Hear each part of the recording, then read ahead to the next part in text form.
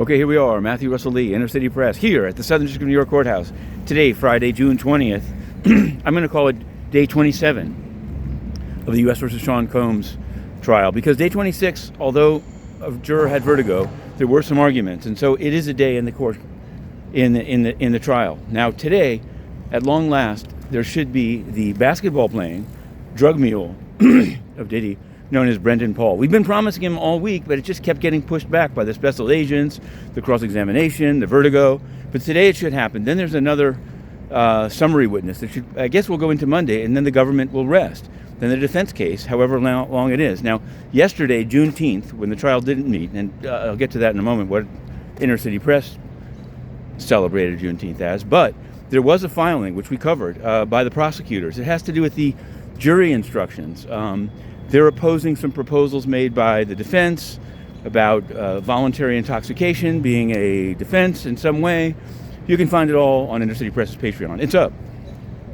So today should be good, and the week 6 book is already well along. In fact, it's just waiting to have a couple more pieces put in it, and it will be put out. Now, there's other things are going on. There was a last week, I think it was on Wednesday or Tuesday. Tuesday it was.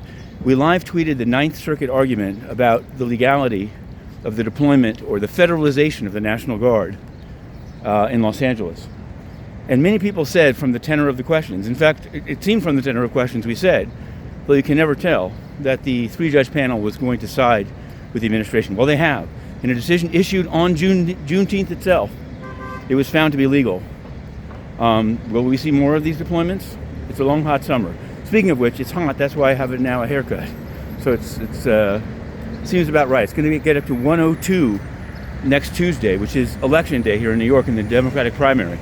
There's a lot of sneaky last-minute ads. There was a reported car bomb threat against a candidate without a car, but so be it. Brad Lander today will be once again back in 26 Federal Plaza, where he was arrested earlier in the week. We've written a story about a person that was detained there. Detained, that's the key word, because they're not allowing Congress people in, saying that it's not a detention center, but one of the habeas corpus petitions for a 19-year-old Ecuadorian student. Again, we just report on the cases that are here. You can draw your own conclusions. Now, how did we celebrate Juneteenth? Well, with a series of 5 separate United Nations scoops, ranging from substance abuse at the mission in South Sudan, ranging to This is a killer. Here's a big waste of money. They're taking international staff of the UN out of Goma in the DRC and moving them to Entebbe, where they get full pay to do nothing but read novels. A man wrote to us saying, I've been paid for 3 months to read novels. I'm getting a massive education grants for my kids, but there's no school here, so I'm investing it all in bonds. Read it and weep.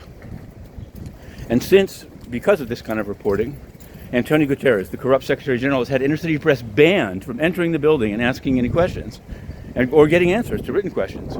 Yesterday, we applied to the UN for re-entry. Yes, it's filed. They acknowledged receipt, auto acknowledgement, and game on. This is the litmus test that we've been promising. The litmus test has begun. Well, here we are. We've arrived at the courthouse. Ironically, it seems kind of sleepy over here. But of course, online, things are just heating up. In Inner City Press, we're going in. To be continued.